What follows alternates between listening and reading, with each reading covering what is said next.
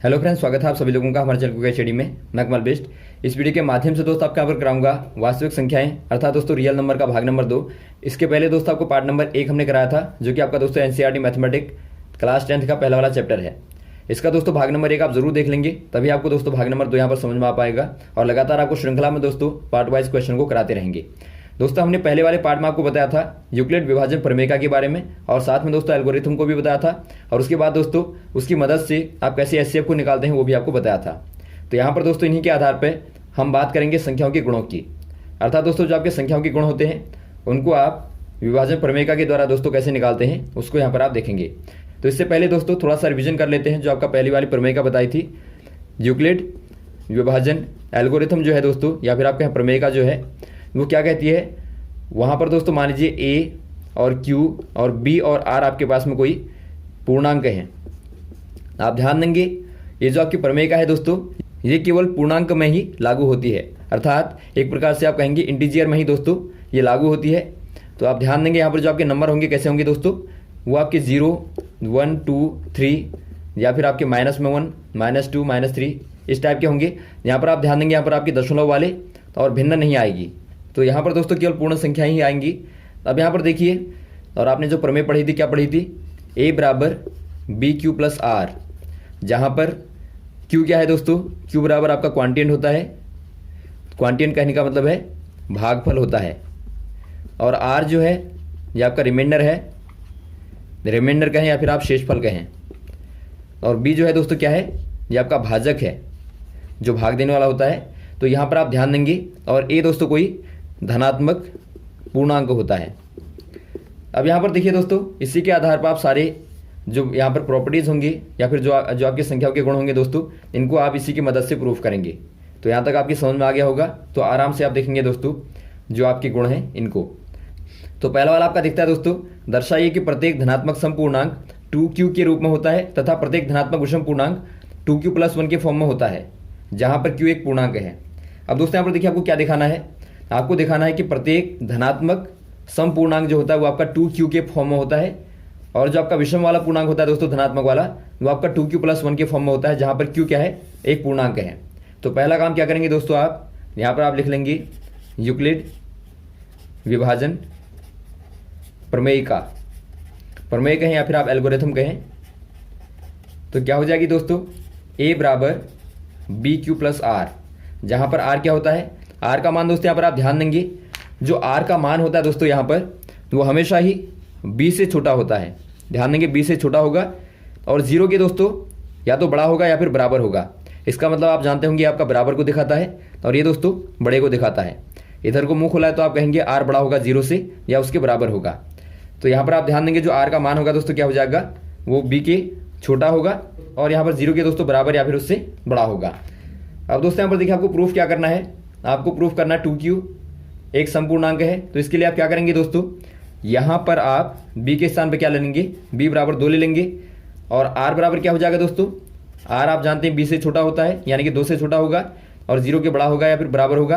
तो यहाँ से दोस्तों आपको r बराबर मिलता है, या तो आपका 0 होगा या फिर आपका 1 होगा दोस्तों, का 2 ही मान संभव है, क्योंकि यहाँ पर आपको दिया है दोस्तों 0 के बराबर या उससे बड़ा और 2 से छोटा। तो यहाँ पर आपके जो पूर्णांक आएंगे वो केवल आपका 0 और 1 ही आएगा। और यहाँ पर देखिए दोस्तों आप क्या करेंगे, आप मान लेंगे, माना a बराबर आपके पास में धनात्मक पूर्णांक है, ये धनात्मक पूर्णांक है दोस्तों।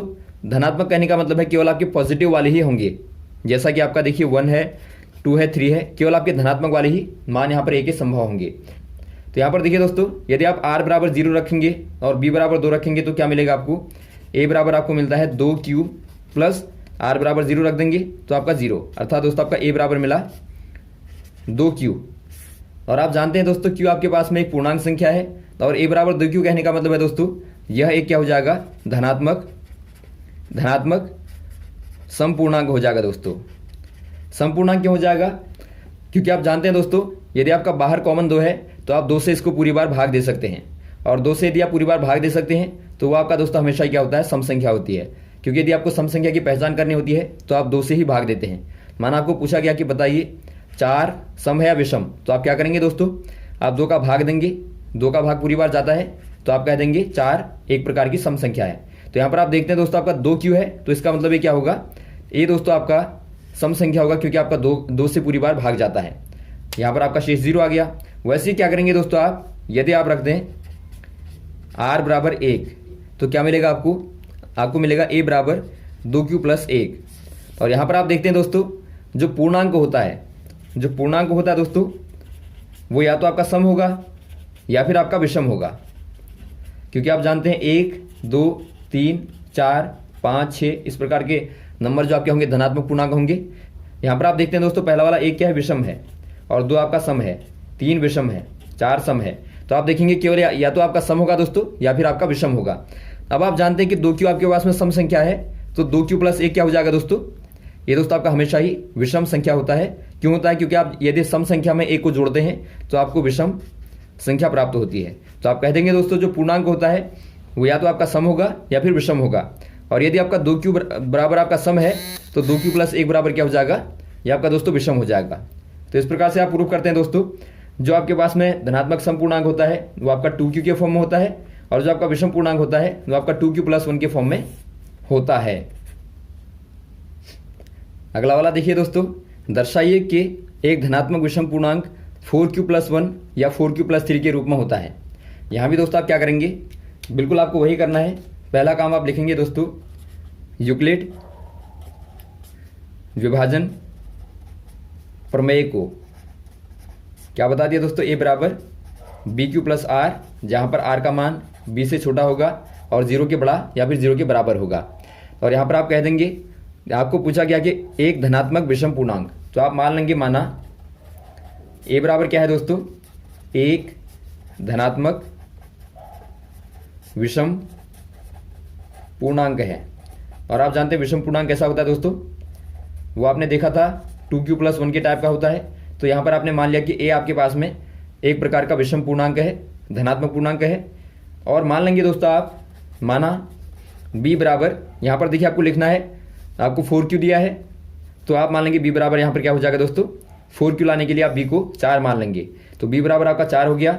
और r बराबर दोस्तों क्या हो जाएगा, यदि आपका b बराबर 4 है तो r बराबर 4 से छोटा होगा और 0 से बड़ा या फिर उसके बराबर। तो यहाँ पर आप देखते हैं दोस्तों r के संभावित मान जो होंगे, संभावित मान बराबर क्या हो जाएंगे, या तो आपका 0 होगा या 1 होगा या 2 होगा या 3 होगा।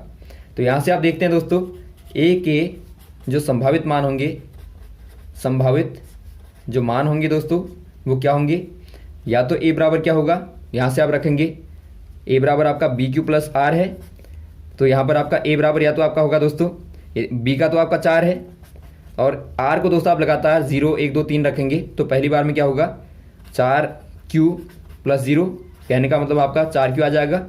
या फिर दोस्तों आपका होगा 4q प्लस 1 या 4q प्लस 2 होगा या 4q प्लस, या फिर दोस्तों 4q प्लस 3 हो जाएगा। तो ये दोस्तों a के संभावित मान है। अब आप जानते हैं, अब हम जानते हैं, क्या जानते हैं दोस्तों, a बराबर 4q प्लस 2 और 4q नहीं हो सकता, नहीं हो सकता।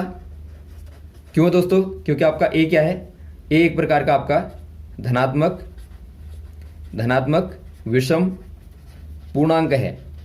और आप यहाँ पर देखते हैं जो आपका 4q है और 4q प्लस 2 है, ये एक प्रकार से 2 से पूरी तरह से विभाजित हैं। आप देखते हैं 2 से पूरी बार भाग दे सकते हैं। तो इसका मतलब दोस्तों क्या होगा, ये आपका सम संख्या होंगी। तो आपको क्या चाहिए, केवल आपको धनात्मक विषम पूर्णांक बताना है। तो आप कह देंगे दोस्तों जो आपका a बराबर, इनको हटाने के बाद में दोनों को आप हटा देंगे, इसको आप हटा देंगे और इसको हटा देंगे, तो बचा क्या आपका दोस्तों a के संभावित मान, या तो आपका 4q प्लस 1 होगा या फिर आपका दोस्तों 4q प्लस 3 होगा। तो यही दो मान दोस्तों आपके संभव हैं और ये दो मान क्या हो जाएंगे दोस्तों, ये आपके धनात्मक विषम पूर्णांक हो जाएंगे। तो आप कह देंगे जो आपका धनात्मक विषम पूर्णांक होता है दोस्तों वो आपका 4q प्लस 1 या फिर 4q प्लस 3 के टाइप का ही होता है। तो ये आपका प्रूफ होता है। अब दोस्तों यहाँ पर देखिए बात करते हैं प्रश्नावली 1.1 के क्वेश्चनों की। पहला क्वेश्चन दोस्तों आपको दिखाई देता है, निम्न संख्याओं का HCF यूक्लिड विभाजन प्रमेयिका के द्वारा या फिर आप कहें दोस्तों एल्गोरिथम के द्वारा निकालें। पहला आपको दिया है दोस्तों 135 और 225 का आपको निकालना है। कैसे निकालेंगे दोस्तों, पहले आप प्रमेयिका को लिख लें, ए बराबर होता है आपका बी क्यू प्लस आर। तो यहाँ पर आप क्या करेंगे दोस्तों, आपके पास में ए बराबर जो आपका बड़ा नंबर होगा 225 बड़ा है 135 से 135 से, तो आप यहाँ पर क्या करते हैं दोस्तों, बड़ा वाला नंबर आप मान लेते हैं 225 ए को, और बी को दोस्तों आप मान लेते हैं 135। तो यहाँ से क्या आ जाएगा दोस्तों, यहाँ से आपका क्यू और आर क्या निकलेंगे, यदि आपने रखा 225 बराबर 135 गुणा, यहाँ पर आपको क्यू निकालना है दोस्तों और प्लस आर निकालना है। क्यू आपका भागफल होता है तो आप देंगे भाग देंगे, 225 में आपने भाग दिया 135 का, तो एक बार जाएगा, तो एक बार यहाँ पर भागफल आ गया, और शेषफल क्या है दोस्तों, आर बराबर आपका क्या जाएगा, यहाँ पर शेष निकालना है आपको, तो आप घटा देंगे, दोनों को घटाएंगे दोस्तों तो आपको क्या मिलेगा, देखिए यहाँ पर दोस्तों आपका शेषफल क्या आएगा, ये आपका 90 आएगा। तो यहाँ पर आप 90 लिख देंगे, 90 लिख देंगे, और यहाँ पर आप देखते हैं दोस्तों आर बराबर आपके पास में क्या आया, 90 आया, अर्थात ये आपका 0 के बराबर नहीं है। तो आप कह देंगे दोस्तों आपका शेष जो है 0 के बराबर नहीं है, तो आप दोबारा से इसमें और दोस्तों इसमें दोबारा से आप प्रमेयिका को लगाएंगे, जो यूक्लिड प्रमेय है आप दोनों नंबरों में लगाएंगे। 135 बराबर 90 गुणा, यहाँ पर आपका क्यू आएगा दोस्तों, यहाँ पर आपका आर आएगा, दोबारा से आप भाग देंगे 135 अपॉन 90 करेंगे, तो भाग देने पर आपको क्या मिलेगा, एक बार जाएगा दोस्तों भागफल, और शेषफल जो आएगा वो आपका 45 आ जाएगा। यहाँ पर आप देखते हैं दोस्तों दोबारा से आपका आर बराबर 45 आया, जो कि आपका 0 के बराबर नहीं है, तो आप दोबारा से 90 और 45 में प्रमेयिका लगाएंगे दोस्तों, तो आपका क्या मिलेगा, आपको 90 बराबर 45 गुणा क्या करेंगे आप, गुणा दोस्तों आपका देखिए 90 में आपका 45 का भाग कितनी बार जाएगा, ये 2 बार जाता है, तो यहाँ पर आपका 2 आ गया, और शेष क्या आता है दोस्तों 0, क्योंकि यहाँ पर आप देखते हैं पूरी बार भाग चला गया, तो यहाँ पर आपका शेष बराबर 0 आ गया, और जहाँ पर आपका शेष बराबर 0 आता है, आर बराबर 0 जहाँ पर आएगा, वही दोस्तों आपका जो भाजक होता है वही आपका एचसीएफ होता है। ये आपको पिछली वीडियो में दोस्तों विस्तार पूर्वक बताया गया है कि जहाँ पर आपको शेषफल बराबर 0 मिलता है उसी का जो भाजक होता है, भाजक यहाँ पर देखिए आपका बी था, बी मतलब 45 यहाँ पर है, तो वही दोस्तों आपका एचसीएफ होता है दोनों नंबरों का। तो यहाँ पर आप देखते हैं दोस्तों भाजक क्या है, 45 है, जिससे भाग देने पर आपको 0 मिलता है। तो आप कह देंगे दोस्तों जो आपका 225 और 135 का एचसीएफ होगा वो आपका दोस्तों 45 हो जाएगा, 45 हो जाएगा।